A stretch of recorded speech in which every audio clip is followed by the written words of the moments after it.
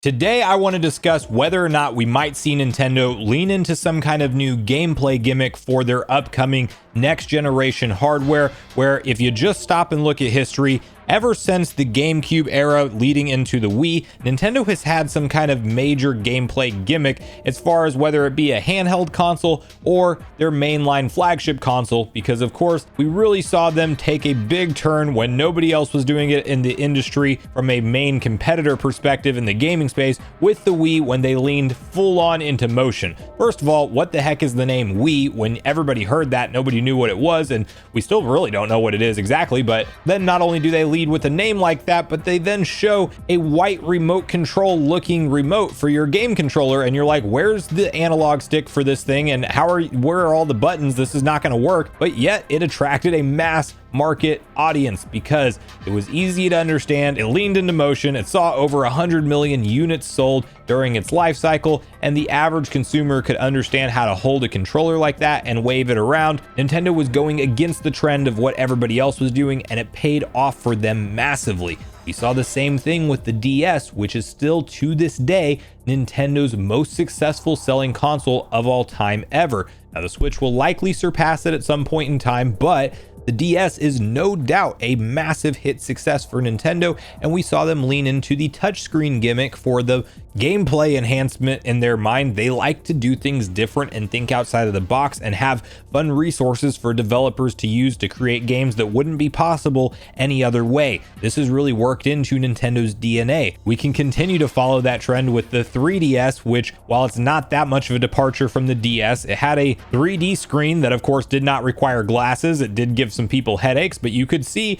the 3D image whenever you're rotating it around if you turn on that slider. And fortunately, it is optional. Not everybody has to play with it, but you get the idea. They felt like they needed to have a big gimmick to release that system and some kind of new gameplay enhancement that is only possible on their hardware. Look at the Wii U. We all know it was a flop, but it was Nintendo trying to take that dual screen approach that they had on the DS and move it to the home console system for them, which meant that you could look at the TV and you had a gamepad that was entirely too big that also had a touchscreen controller on there. I think Nintendo could revisit that now and put some kind of touchscreen controller on something that's just a little bit bigger than the Pro controller today, and it would probably work out a lot better with the kind of tech that we have now. But the Wii U was what it was, and obviously a big marketing miscommunication to the average consumer. They didn't understand what it really was. They thought it was a tablet add-on for the Wii, and it just was not a success for Nintendo. Really their worst performing home console ever. But then most recently, of course, we have the Nintendo Switch released in 2017,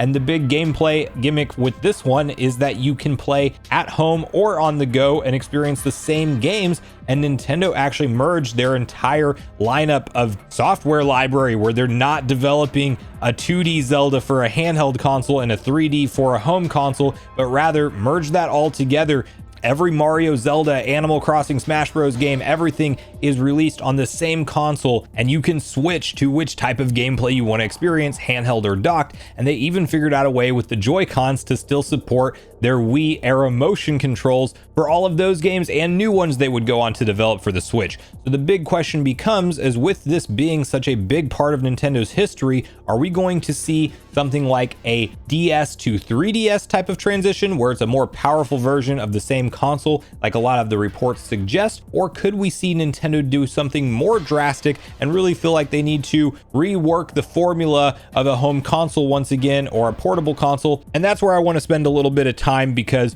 we have seen some reports in the past suggesting that whatever Nintendo's planning next for their next gen hardware, if you are to believe any of the reports around Nintendo's next gen console, we have multiple reliable sources suggesting it is once again a hybrid form factor console. It's supposed to have an 8-inch LCD display, which is larger than the 7-inch OLED or the 6.2-inch base model, but of course does not have that OLED technology that many people will be upset about. I'm just going to judge it on its own image quality, because while I am a fan of OLED tech, I also know LCD has come leaps and bounds above what it was in 2017 for the original Switch, and I do wonder if we're really going to notice that much of a difference from the OLED, but the idea behind the console is that this will be a similar form factor to what we have today. So I am putting it more in the mindset of it being a DS to 3DS type of evolution, a more powerful version of what we have, but is there some kind of new drastic gameplay gimmick that Nintendo wants to lean into? And a couple things that come to mind, one of them is VR. I would certainly hope that Nintendo doesn't go for a dedicated VR system, but they very well could explore the idea of VR.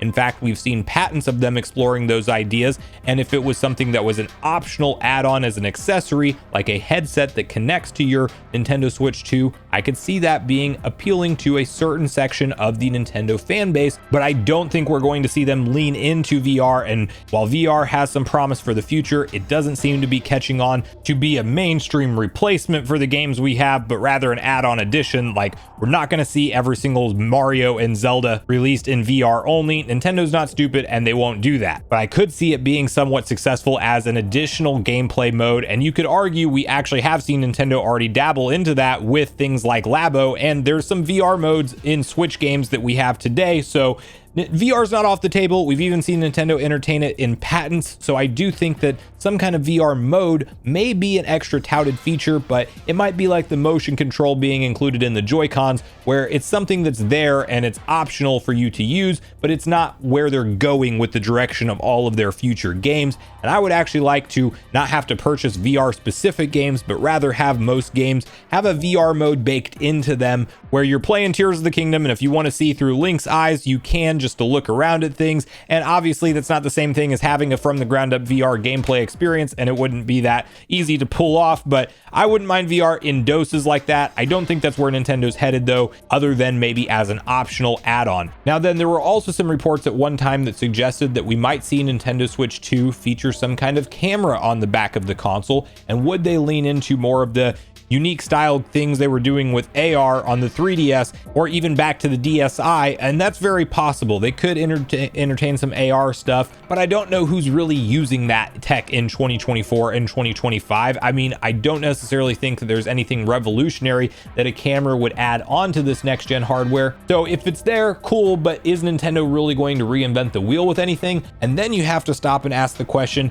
is Nintendo going to come up with something entirely new that nobody else has really thought of or implemented at a wide scale? Because as we've talked about so far, while we do expect it to be a hybrid form factor console, we are also talking about the company that just goes off script sometimes, and when nobody else is doing motion-based gameplay, they're doing all of their first-party software releases as motion-based gameplay, and they could have something up their sleeves that we're not even thinking about, and we won't know to expect it until it's in front of our faces and we see how Nintendo is going to try to spin it and sell it to us. What I personally hope we see in terms of a gameplay gimmick, and you may agree or disagree with me on this, but I want that half step back to the Wii U controller setup, not where we have a tablet in our hands, but rather we did see a patent that did show some kind of touch input display that I believe could be tied to some kind of controller. I think it would be really cool if Nintendo packaged in a Pro type controller in with their next gen console, and it has a small 5-inch or less touchscreen on there in the middle of it. Instead of the pause button, select button, and all of that, the entire middle of the controller is just a touch display, maybe a much smaller version of something like the PlayStation Portal, where you have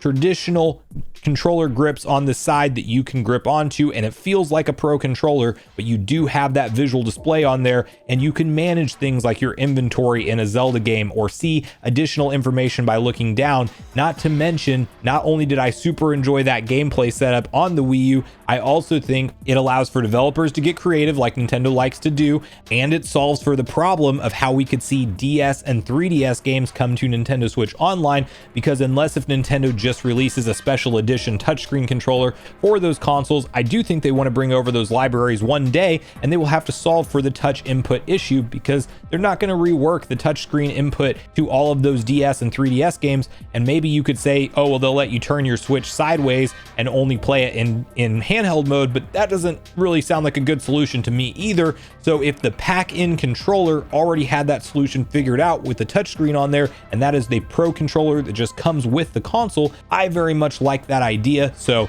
we will have to wait and see what, if anything, Nintendo plans as a big gameplay gimmick for their next gen hardware. But that's really where I want to hear from you guys at this point in the video. What, if anything, do you hope we see Nintendo do when it comes to some kind of revolutionary new idea for gameplay on Nintendo Switch 2? And do you think we will actually see them do anything very different from the current console, or are you very much expecting more or less a carbon copy of what we have today, just way more powerful and potentially with a bigger display? So regardless of your thoughts and feelings on everything we talked about today, I do look forward to hearing from you all in the comments down below before you leave the video, as I do look forward to getting a back and forth conversation started with you all around these topics. Go watch the video on screen next if you haven't already. Also make sure you like, subscribe, turn on your notification bell, and I will see you guys in the next video.